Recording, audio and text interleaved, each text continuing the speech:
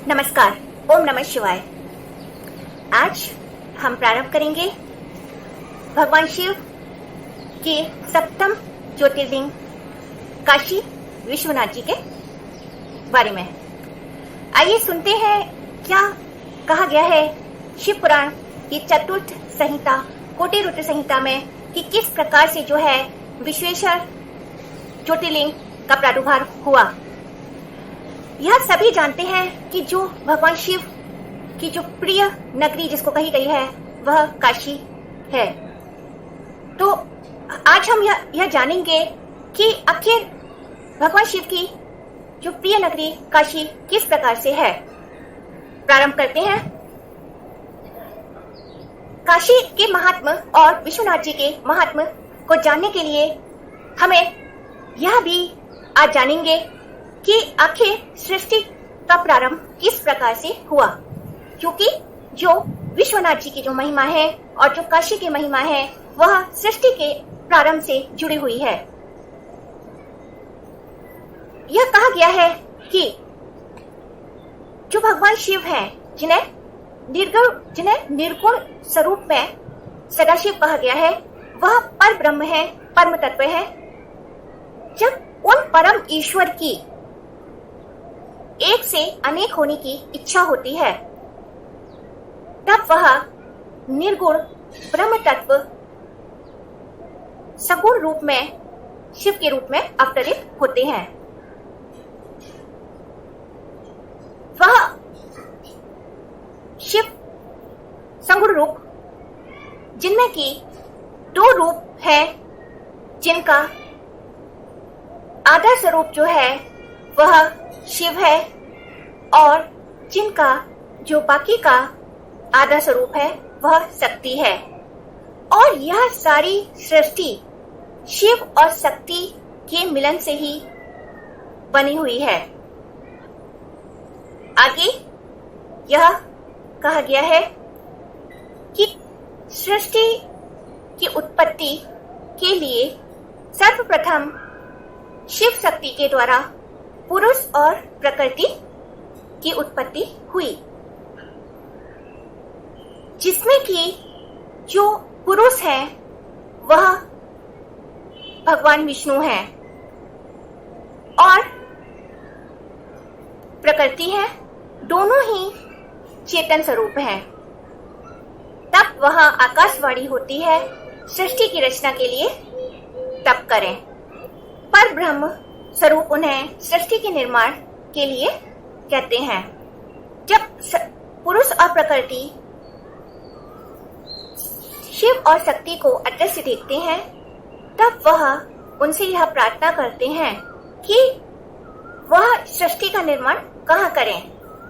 उन्हें यहाँ पर कोई भी ऐसा स्थान दिखाई नहीं देता है।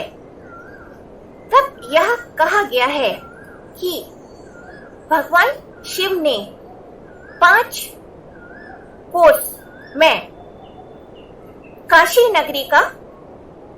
नगरी की उत्पत्ति की और उस काशी को आरंभ में आनंद वन भी कहा गया है, जहां पर साक्षात भगवान शिव और जगदम्बिके जो है जहां निवास करती हैं। तब काशी नगरी जिसे पंचकोशी भी कहा गया है उसके प्रादुर्भाव होने के बाद, उसकी उत्पत्ति हो जाने के बाद वहां भगवान विष्णु तप करते हैं और उनके अनेक वर्षों तक तप करने के कारण से उनके शरीर से परेत बूंदें उनके शरीर से निकलने लगती हैं, जिनसे कि सारा जो पंचकोशी है और सभी जो है वहां जलाशय हो जाता है और सब हर चारों तरफ जो है वह जो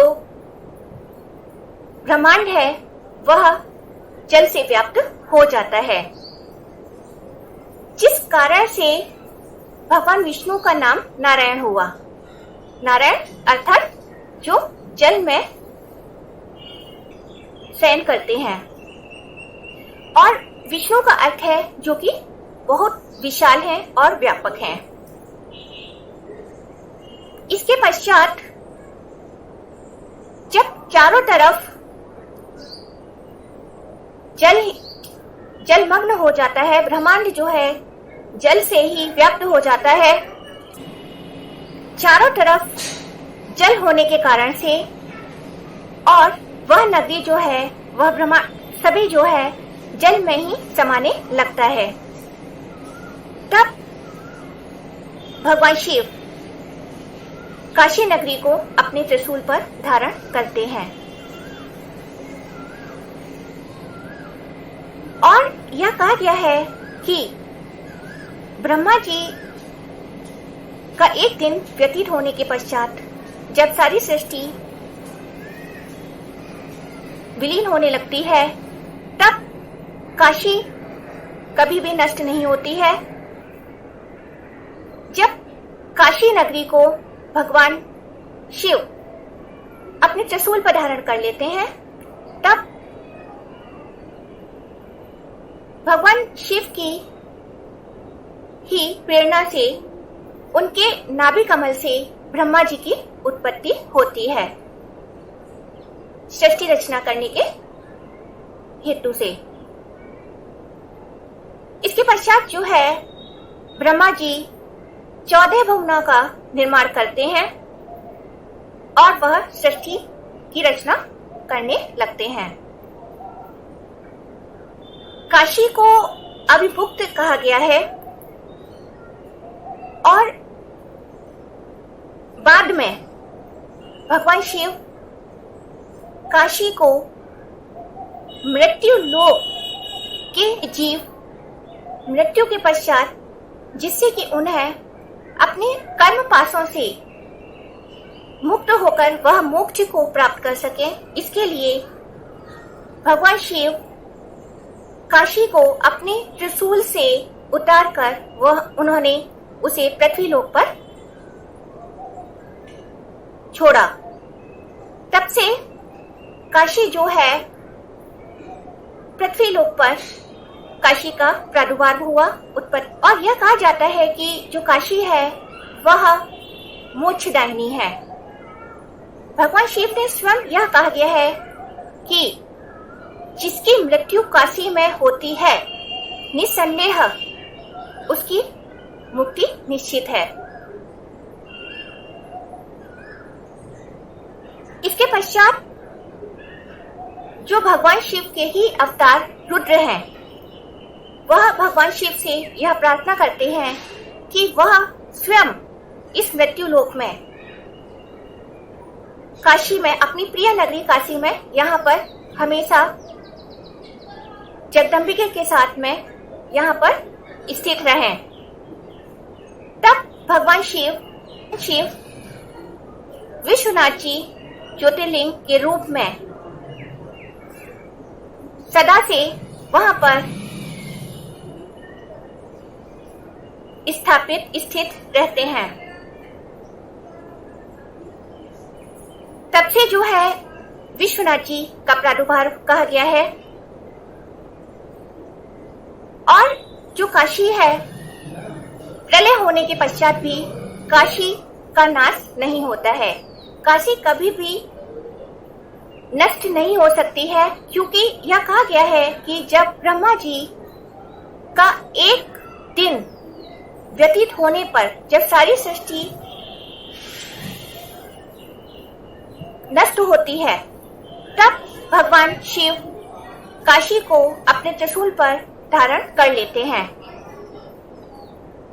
इसके काशी विश्वनाथ जी के महात्म्य में यह कहा गया है कि यहाँ पर अनेकों शिवलिंग स्थापित हैं और काशी को अभिमुक्त कहा गया है कि यहाँ पर जिसकी मृत्यु होती है और जिसका जन्म होता है वह इस कर्म बंधन से मोक्ष की प्राप्ति अवश्य पाता है। अब यहाँ पर एक और बात हमें देखने को मिलती है कि काफी लोग ऐसा भी कहते हैं, क्या किसी ने यदि अनेक पाप किए हों तो क्या यदि वह मृत्यु के समय या उसकी मृत्यु यदि काशी में होती है तो क्या उसके सारे पाप नष्ट हो जाएंगे, वह अपने पापों से मुक्त हो जाएगा और वह मोक्ष का भागी होगा। यह कैसे हो सकता है? इसके बाद इसका भी हमें वर्णन मिलता है शिव पुराण में, कोटि रुद्र संहिता में, विश्वनाथ जी के ही महात्म्य में यह कहा गया है कि जो कर्म बंधनों का जो पास है वह कट नहीं सकता। यह निश्चित है कि यदि किसी ने पाप कर्म किए हैं तो उसे अपने पाप कर्मों का दंड अवश्य ही भोगना पड़ेगा। परंतु यह भी कहा गया है कि काशी में अंत समय में जिसकी मृत्यु होती है, व्यक्ति होता है जिसने अपने पूर्व जन्म कर्म में पुण्य कर्म किए होते हैं और अपने पुण्य कर्म के कारण से ही वह काशी में मृत्यु को प्राप्त हो सकता है। और यह भी कहा गया है कि काशी में जो दोनों प्रकार के जो मोक्ष हैं और साक्षोप्य, यह दोनों ही प्रकार के जो मोक्ष हैं वह काशी में प्राप्त होते हैं। अर्थात कोई कितना भी बड़ा पापी क्यों ना हो, उसने कितना भी बड़ा कोई पाप क्यों ना किया हो, वह काशी में मोक्ष अवश्य ही पाता है। पर कैसे? यह कहा गया है कि जो व्यक्ति पुण्य का भागी होता है या जो धर्म के आचरण का व्यक्ति होता है वह तुरंत ही मोक्ष को प्राप्त होता है। परंतु वह व्यक्ति जिसने पाप कर्म किए होते हैं वह पहले अपने पापों को भोगता है मृत्यु के पश्चात और फिर उसे मोक्ष प्राप्त होता है। कर्मों के कर्षण होने के कारण से ही इन्हें काशी नाम पड़ा है।